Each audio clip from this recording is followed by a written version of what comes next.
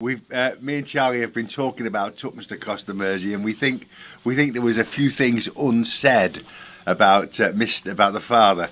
But anyway, it's a good book. Have a read. Now, the next thing I want to mention is a novel that I was reading, and it was a New York book, and it was set in the 1920s, and it refers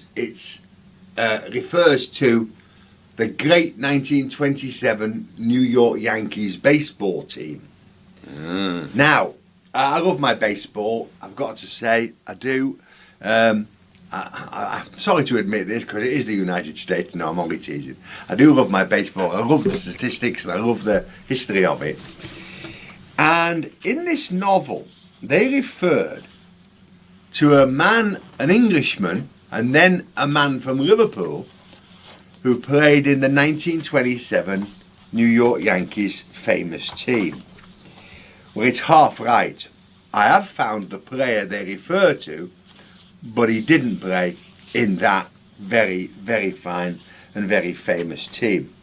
And the player who they refer to is called Tom Brown, and there are lots of famous Tom Browns on websites. When you find them, you've got to identify him from about 40 others with the same name. Brown was born in Liverpool in 1860, so he would have been 67 by 1927, too old to play. Now, he emigrated to Canada and then the United States with his family before he was of an age. And he made his debut in baseball for the Baltimore Orioles, who still exist. They play at Old Camden Yard. They're doing very well, actually. There's the World Series at the moment. They do exist. He played his first game for them in 1882.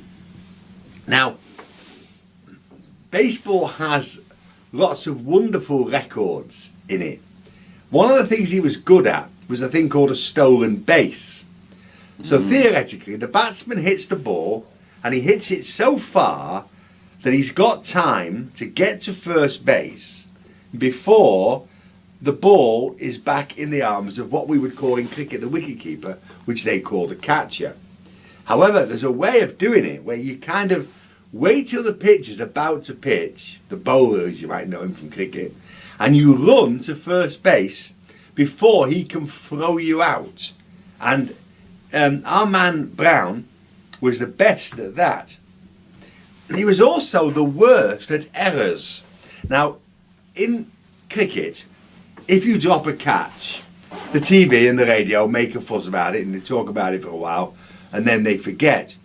Even the great statistic people, even, I don't know, Bill Frindle or whoever it is now, Andrew Sampson, even they don't announce how many errors a player has made. But in America, they do. It's part of the scorecard where they'll say the New York Yankees, 12 runs, 15 hits, no errors. So I'm afraid to tell you that our man Brown has the world record for the number of errors in a baseball season. He was a centre fielder as well. That means he was an outfielder, a kind of boundary fielder. He has a huge amount of territory to patrol, and he has to make catches and then throw the ball into the infield to complete the out. So he was a good centre fielder, and they also have batting averages. I won't go into the details of it, but Mr. Brown's average was good enough to play, but not above 300, which is where they say you're getting into the really good players. Now, he played for 15 teams in his career.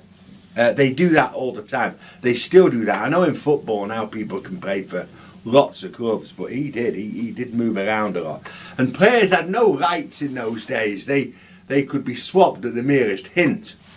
He also, in the end, ended up playing for the Washington Senators, who he managed for a year in the 1890s.